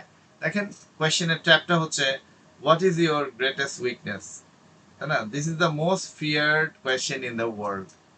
আপনার উইকনেস নিয়ে কথা বললে আমরা সব সময় এটাকে একটু কাটছাট করে চিন্তা ভাবনা করে কি বলবো সেটাও বুঝতে পারি না, আবার বলার মতো কিছু থাকে না।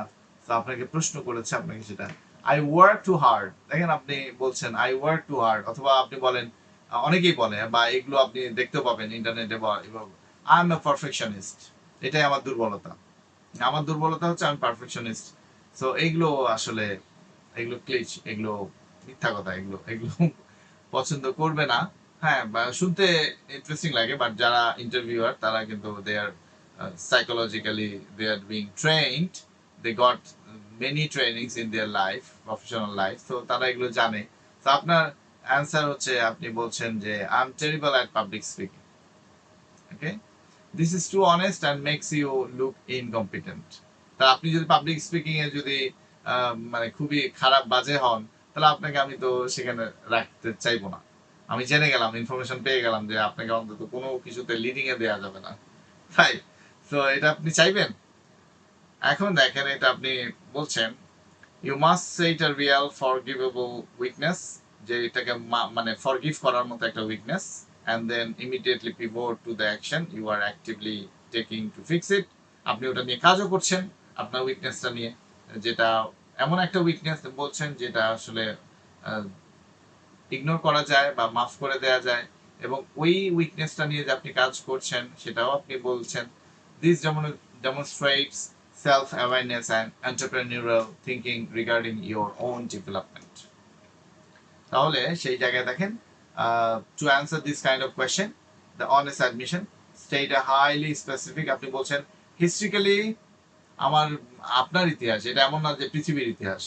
Historically I have sometimes struggled with delegating tasks because I prefer to control the quality myself.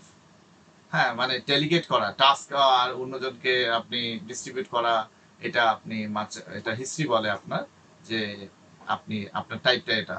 কারণ আপনি কি আপনি চেষ্টা পছন্দ করেন নিজেই কোয়ালিটিটা টেস্ট করার, কন্ট্রোলটাকে মানে কোয়ালিটিটাকে কন্ট্রোল করার চেষ্টা করেন নিজে নিজে। সো এটা নেগেটিভ ইম্প্যাক্ট আপনি বলছেন I realize this was causing me unnecessary stress and slowing down my team, মানে টিম ওয়ার্কটা একটু স্লো ডাউন হয়ে যায়। হ্যাঁ, তো সেই বিষয়টা এটা আমি এটা একটা এটা ড্রব্যাক, আপনি এটা রিয়েলাইজ করছেন।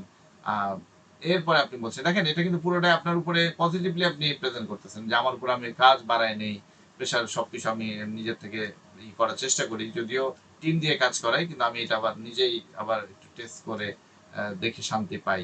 তো আপনার লিডারশিপ, আপনার সিনসিয়ারিটি আপনি প্রেজেন্ট করতেছেন, ইনডিরেক্টলি নেগেটিভটাকে আপনি পজিটিভ বানাচ্ছেন।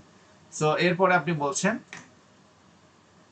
to rectify this, I recently implemented a strict project management software that forces me to assign tasks to team members clearly, which has deeply improved our collaboration. দেখেন আপনার কোনো weakness কিন্তু weakness থেকে যায় নাই, ওটা নিয়ে আপনি কাজ করেছেন, সে কাজ করছেন, সেটাও আপনি মেনশন করেছেন, তাহলে উইকনেসটা কিন্তু আর উইকনেস নাই। আপনাকে উইকনেস নিয়ে বলতে আপনি উইকনেস বলতে পারতেছেন না, এটাও যেভাবে খারাপ। আপনি মিথ্যা বলতেছেন, এটাও খারাপ। আর আপনি আবার বেশি সুপারফিশিয়ালি এমন এমন কথা বলতেছেন যেটা আসলে প্র্যাকটিক্যাল না, ইমপ্র্যাকটিক্যাল কথা বলেও সেটাও খারাপ। তাহলে আপনাকে এমন ভাবে ডিল করার চেষ্টা করতে হবে, এগুলো প্রশ্ন বা এইভাবে কিছু ট্রেনিং, ব্রেইনকে ট্রেন করে ফেলবেন যেন এইভাবে আপনি কথা বলতে পারেন। Navigating the workplace hierarchy, the soft buffer, delivering bad news. ধরেন আপনি আমাদের যেটা কর্পোরেট কালচার বাংলাদেশের, হ্যাঁ, communication is often direct and bad news is sometimes hidden until the last minute out of fear. আমরা এটা এই করি। In English corporate culture, you must communicate bad news immediately, but you must use a soft buffer. মানে bad নিউজটা আমরা কি করি, খারাপ সংবাদটা আড়াল করে রাখি, যে মন খারাপ হয়ে যাবে কিনা, বা অনেকে মাইন্ড করে ফেলবে কিনা, বা কি হবে, কেমন সিচুয়েশন দাঁড়াবে, সবাই কিভাবে রিয়াক্ট করবে, এত কিছু চিন্তা করি এবং আমরা ব্যাড নিউজটাকে আড়াল করে রাখি। ব্যাড নিউজকে আড়াল করে রাখি কি ব্যাড নিউজের বা ব্যাড সিচুয়েশনটাকে হ্যান্ডেল করা যায়? ওটাকে বরঞ্চ অ্যাড্রেস করা, ওটাকে সবাইকে অ্যাওয়্যার করা এবং অ্যাড্রেস করার চেষ্টা করা, সেটা সর্বোচ্চ চেষ্টা করে সেই বিষয়টা থেকে কিছুটা মিটিগেট করা যেতে পারে। আর ইংলিশ কালচারে আসলে ব্যাড নিউজ কেউ আপনার তারা কখনো আড়াল করার চেষ্টা করে না, আমাদের কালচারে করে। তো তারা যেটা করে সেটা সফট বাফার ইউজ করে, মানে বিষয়টা একটু খুব মাইল্ডলি আপনি এমনভাবে উপস্থাপনাটাই এমনভাবে যাবে যেটাকে ব্যালেন্স করে দেওয়ার চেষ্টা থাকে। সো দেখেন আপনি বলছেন sir we have a big problem, the client cancel the contract, everything is ruined, শেষ, সব শেষ স্যার, একেবারে আমাদের 2 কোটি টাকার অর্ডার বাতিল হয়ে গেছে। এই যে কিছু প্যানিক করে দেয়, কিছু মানুষ আছে যারা ছোট জিনিসকে অনেক বড়ভাবে প্রেজেন্ট করে। ওকে, সো কিভাবে আপনি এটা ডিপ্লোম্যাটিক ওয়েতে ডিল করবেন? আপনি বলছেন I am afraid we have hit a slide bottleneck, মানে আপনি কি দেখেন ফ্লো নিচের দিকে, ওটা একটু বটলনেক হয়ে গেছে regarding the final delivery schedule for the Q3 marketing campaign, মানে এটা একটু সফেন হয়ে গেল, তাই না? বলছেন এরপরে completed buffer phrase to next, it seems there has been an unforeseen complication with the external design agency's availability this week, পাওয়া যাচ্ছে না, এই সপ্তাহে আমরা পাচ্ছি না, তাহলে আমাদের তো অর্ডার পিছিয়ে যাবে। আচ্ছা, the pivot to action, example sentence, to ensure we don't lose momentum, I have already reallocated 3 of our internal designers to take over the remaining assets, and they are working on it as we speak. Never deliver a problem without simultaneously delivering the solution. কেউ কিন্তু problem solve করতে চায় না, মনে রাখবেন। আপনি একটা problem সেটাকে মেনশন করেন, সেটার একটা ওয়ে আউট আপনি বের করে রাখছেন, সবাই কমফোর্টেবল, সবাই ওকে, আপনাকে কেউ ডিস্টার্ব করবে না।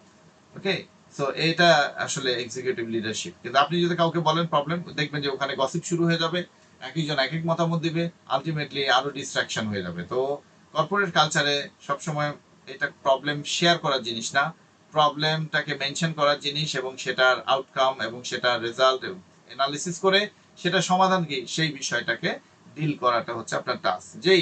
যেই পজিশনে যে এখানে আছেন, আপনার সামনে সিচুয়েশন, তাহলে প্রবলেম হলে সেটাকে আপনি সলভ করার দিকে নিয়েছেন, এরপরে সেটাকে আপনি সবাইকে অ্যাড্রেস করেন বা সবাইকে সেটা ইনফর্ম করেন। The combined target execution, here is how a top tier corporate professional combines all 3 steps. তিনটাই আমরা কিভাবে একসাথে যদি মিক্স আপ করে ফেলি, দেখেন I'm afraid we have hit a slight bottleneck, তিনটা একসাথে, ওই আলাদা আলাদা করে সেন্টেন্স দেখিয়েছিলাম, এখানে একসাথে জুড়ে দিয়েছি। So final delivery schedule, as it seems that there has been an unforeseen complication with the external design agency's availability. পাওয়া যাচ্ছে না, হ্যাঁ, এটা আমরা আগে ভাবতেই পারি না, বা আগে আমাদের এটা এক্সপেক্ট করি না, আনফোরসিন কমপ্লিকেশন, যেটাকে আগে থেকে দেখা যায় না, এমন একটা সমস্যা। However, to ensure we don't lose momentum, এটাকে এনশিওর করার জন্য I have already reallocated 3 of our internal designers to take over the remaining assets. একই কথা, দেখেন এখানে আমি কি করেছিলাম একটু আগে, আলাদা আলাদা করে এটা কি করেছি, সেটা কি এরপরে গিয়েছি, পিভট নিয়ে কথা বলেছি, তো ওইটাকে একসাথে জাস্ট একটা প্যারাগ্রাফে লেখা, অন্য কিছু না কিন্তু। ওকে, তো এভাবেই আমরা বেশ কিছু জিনিস আমরা দেখতে পারি এখানে। What happens when a manager gives you a deadline that is physically impossible, আপনি যদি বলে দেন না আমি পারবো না, এটা তো খুব তাড়াতাড়ি বলছেন যে এটা এত এত দ্রুত কেন হবে, বা এটা ডেডলাইন, আমি এসব করতে পারবো না, আমার এখানে যেতে হবে, আমার কক্সবাজার ট্যুর আছে। তো এই যে ব্যাপারগুলো, তো এটা আনপ্রফেশনাল, ইট সাউন্ডস আনপ্রফেশনাল। আপনি ম্যানেজ আপ কিভাবে করবেন? আপনি বলছেন যে I need this massive report finished by tomorrow morning. ওকে, আপনার বস বলতেছে, এখন আপনি কি বলবেন? I can't, this is impossible, I have too much work, এই তো বলে ফেলবেন, তাই না? তো এটা কেমন হতে পারে? I can absolutely prioritize this for tomorrow morning. আমি এটা অবশ্যই আগামীকাল সকালে এটাকে মানে একদম প্রায়োরিটাইজ লিস্টে ফার্স্ট এই কাজটাই আমি করব। However, that means I will have to pause the marketing project until Thursday. Marketing যে প্রজেক্টটা আমি কাজ করছি, তাহলে ওটা আমাকে কিন্তু এখন স্টপ করতে হবে, এটাকে যদি আমার প্রায়োরিটাইজ করতে হয়। যদি আপনার বস বলে যে আমার এটা কালকের মধ্যে লাগবে, তাহলে আমি এটা প্রায়োরিটাইজ করতে পারবো কালকের জন্য, কিন্তু আমাকে এখানে আপনি বলছেন হাওয়ার আমাকে তাহলে এই মার্কেটিং প্রজেক্টটা এটা থামাতে হবে। আপনি বলছেন না যে আমি মার্কেটিং প্রজেক্ট নিয়ে কাজ করতেছি, আমি এটা এখন করতে পারবো না। আপনি বলছেন যে আমাকে যদি এটা নিয়ে কাজ করতে হয়, তাহলে আমি যে প্রজেক্টটা নিয়ে কাজ করছি ওটা আমাকে থার্সডে পর্যন্ত স্থগিত করতে হবে, তাহলে এই কাজটা আমি কমফোর্টেবল করবো। Which of those two would you like me to prioritize? এই দুটার মধ্যে মার্কেটিং প্রজেক্ট নিয়েও আছি আর এটা নিয়েও আছি, তাহলে আপনি কোনটা চান আমি আগে করি? দেখেন আপনি এখানে কিন্তু ডিল করে ফেলতে পারেন। তা আপনি এখানে তাকে বোঝালেন যে আপনি কাজ করতে চান, আপনার বসকে এখন আপনি ডিসিশন দিতে বলতেছেন যে আসলে কোনটা নিয়ে কাজ করবো। আর আপনি যদি বলেন আই ডোন্ট নো, তাহলে আই কান্ট, আমি পারবো না, তাহলে আপনার কিন্তু সে আবার তার বসকে রিপোর্ট করবে যে আমার টিমমেট আমাকে কোঅপারেট করে না, তারা কাজ দিয়েছি, তারা কাজ করতে চায় না। তো বিষয়টা আপনি কাজ করতে চান, কিন্তু কোন কাজটা করবেন সেটা দেখেন কি কত টেকনিক্যালি ইউজ করা গেছে এখানে। আরো এখানে আমরা এবার আইএলটিএস এর পার্ট 3 এর কিছু জিনিস নিয়ে আমরা আলোচনা যদি করে ফেলি, went up, went down, bad, এই ব্যাপারগুলোকে কিভাবে আরো বেশি ডাইনামিক আপগ্রেড ভোকাবুলারি, এগুলো আমরা বেশ কয়েকটা লেকচারে আপনি এগুলো পাবেন। যখন খুব তাড়াতাড়ি উপরের দিকে উঠে যায় এরকম এই ধরনের বিষয়গুলো বলা হয় স্কাই রকেটেড। সেন্টেন্স গুলো পাশে দেয়া আছে। ওয়েন্ট ডাউন ভেরি ফাস্ট, এটাকে প্লামেটেড বলি। নোজ ডাইভড, এই ওয়ার্ডটা আজকে নতুন। হ্যাঁ, এই ওয়ার্ডটা আগে কোনো স্লাইডেই আমি আপনাদেরকে দেখাইনি। আমি স্কাই রকেটেড দেখিয়েছি, সার্চ দেখিয়েছি, প্লামেটেড দেখিয়েছি। একসাথে অনেকগুলো ওয়ার্ড দিলে হয় কি ওটা একটু ট্রাফিক জ্যামের মতো হয়ে যায়। তো অল্প অল্প করে আপনারা যদি একটু একটু করে শিখে ফেলেন, তাহলে আমি আরো একটা দুটা করে অ্যাড করলে আমাদের পরিসর পরিধিটা অনেক বেড়ে যাবে। একই জায়গায় যদি থাকে সেটাকে আমরা বলি স্টেইং দ্য সেম, এরকম না বলে আমরা স্ট্যাগনেটেড বলতে পারি, স্ট্যাগনেটেড হয়ে আছে এটা বলতে পারি। গোয়িং আপ এন্ড ডাউন, তাহলে এটা ফ্লাকচুয়েটেড ওয়াইডলি, এভাবে এই পাশে সেন্টেন্স গুলো দেয়া আছে, আপনারা একটু এক্সাম্পল গুলো পড়ে ফেলবেন। Next, you should upgrade the nouns you use to describe the daily financial reality of the working class. যেমন purchasing power, ওকে, আপনি এখানে বলতেছেন যে এবিলিটি টু বাই প্রোডাক্টস না বলে আপনি পারচেজিং পাওয়ার বলছেন, পারচেজিং ক্যাপাসিটি বলেন। স্যাচুরেটেড মার্কেট আপনি বলছেন যে এটা ধরেন কমপ্লিট, এটা হয়ে গেছে, এটা আর এখানে কোনো কিছু ইন করানো যাবে না। It is incredibly difficult for fresh graduates to find work in such a saturated market, মানে চাকরি নাই, স্যাচুরেটেড। ধরেন কিসমিস পানিতে যখন ডুবাচ্ছেন সে একেবারে টসটসে হয়ে ফুলে উঠছে, তো আরো কি সে পুরো পাত্রের পানিটাই কি চুষে নেবে? না, এটা তার সীমার শেষ পর্যন্ত, ওইটাকে আমরা বলি saturated market or saturated point. So the cost of living crisis, এই যে ওয়ার্ড, এগুলোকে বোল্ড করে রেখেছি, এগুলোকে ব্যবহার করার চেষ্টা করবেন, এখানে এক্সাম্পলও দিয়ে দিচ্ছি। Skills versus degree debate, professional ডিসকাশনে আপনার বিশেষ করে আইএলটিএস পার্ট 3 তে আপনাকে এভাবে প্রশ্ন করতে পারে, is the university degree still as valuable as it was in the past.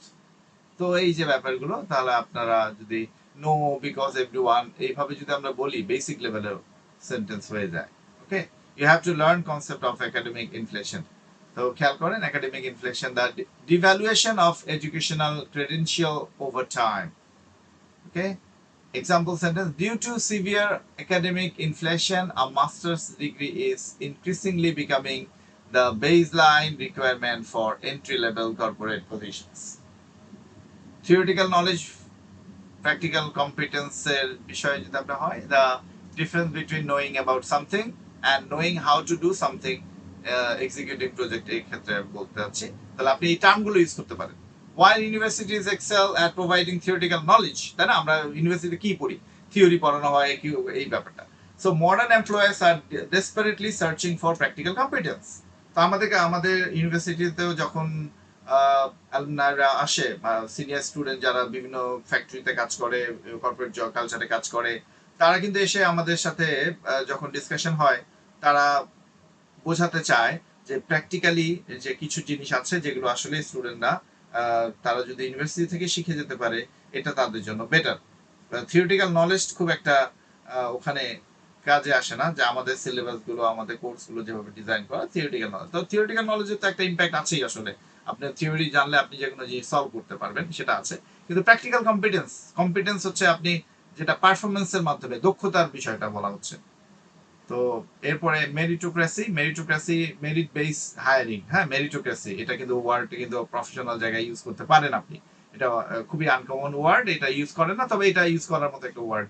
Major tech companies are shifting towards true meritocracy, frequently hiring self-taught programmers over traditional university graduate। হ্যাঁ, মেরিটের উপর base করে তারা এটাই করতে পারে। চাচ্ছেন যে মেরিট। হ্যাঁ, ট্রেডিশনাল ইউনিভার্সিটি গ্র্যাজুয়েটের থেকে যে সেলফ স্টার্ট প্রোগ্রামার্স যারা আছে, যারা এই বিষয়টা তার নিজস্ব স্কিলকে ডেভেলপ করে পলিশ করেছে, এই জায়গায় কিন্তু এখন অনেক কোম্পানি এভাবে এক্সপার্টাইজের উপরে ডিল করে, তাই না? যেমন মনে করেন ছোট একজন ইউনিভার্সিটি প্রফেসর আছে না, তো তাকে তার মেরিটের বেসিসে কিন্তু তাকে ইউনিভার্সিটি প্রফেসরশিপ দেওয়া হয়েছে। তার বয়স কম, এখন তার 15 বছরও হয় নাই, তো সে ইউনিভার্সিটি প্রফেসর হয়ে গেছে। এই যে ব্যাপারটা তার মেরিটের উপরে, তাহলে major tech companies are shifting technical জায়গাতে অবশ্যই এটা মেরিটোক্রেসি। ইভেন আপনি জব ইন্টারভিউ গুলোতেও এটা করতে পারেন। মেরিটোক্রেসি মানে মূল কথা হচ্ছে, এটা ওয়ার্ডটা শিখেন, এটা হচ্ছে মেরিট বেসড হায়ারিং, এটা হচ্ছে মেরিটোক্রেসি। ওকে, সো এই হচ্ছে আরো আপনার ওয়ার্ড। এটা আরেকটা ওয়ার্ড যেটা এই যে লাইফ লং, আমরা এখানে করছি লাইফ লং লার্নিং। এরপরে মাইক্রো ক্রেডেনশিয়াল, এই ওয়ার্ডটাও আপনি ইউজ করবেন। It is highly probable that, এই যে ক্লাস 12 এ স্পেকুলেশন ফ্রেজ কিভাবে ইউজ করবে সেগুলো আলোচনা করা হয়েছিল।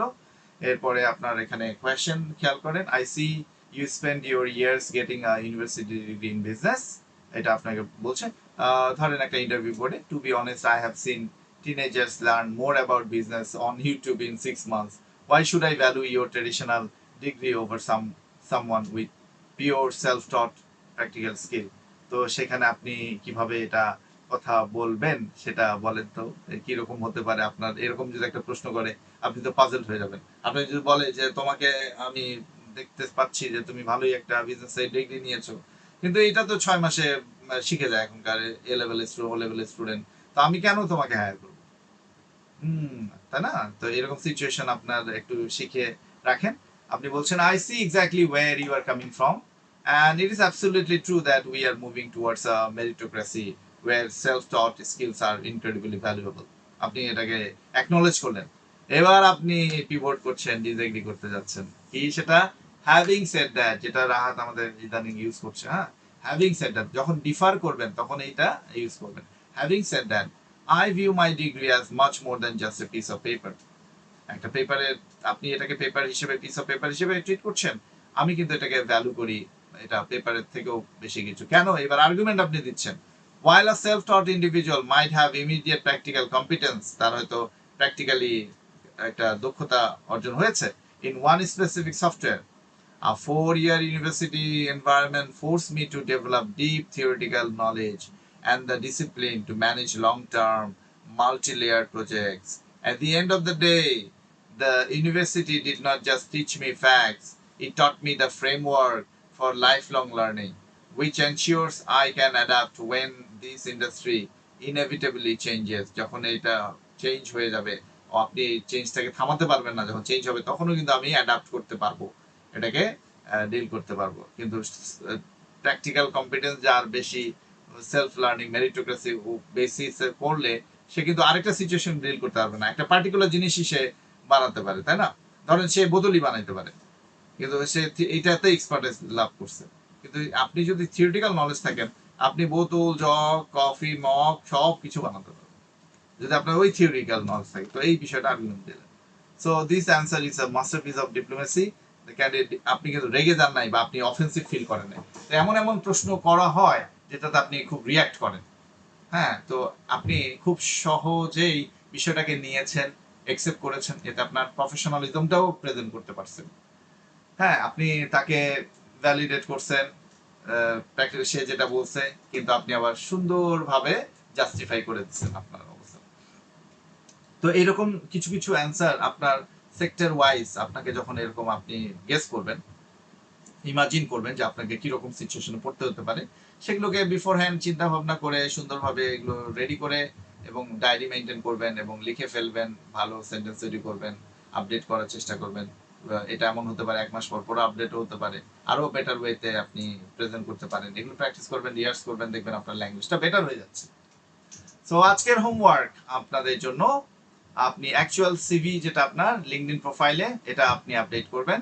Remove every week verb, did, help, work, এগুলোকে রিমুভ করে দিবেন। Replace them with the power verbs learn today. Then record a 2-minute video of yourself answering the what is your greatest weakness question using the pivot strategy and post it in the group. আজকে গ্রুপে post করতে হবে এটা। Next class we tackle culture, art and the nuance of human expression. আমরা আগামী ক্লাসে এগুলো নিয়ে আলোচনা করব। So if you have any questions you can ask. Thank you very much. So I'm concluding our today's session. Have a good day everyone. Assalamu alaikum wa rahmatullah. So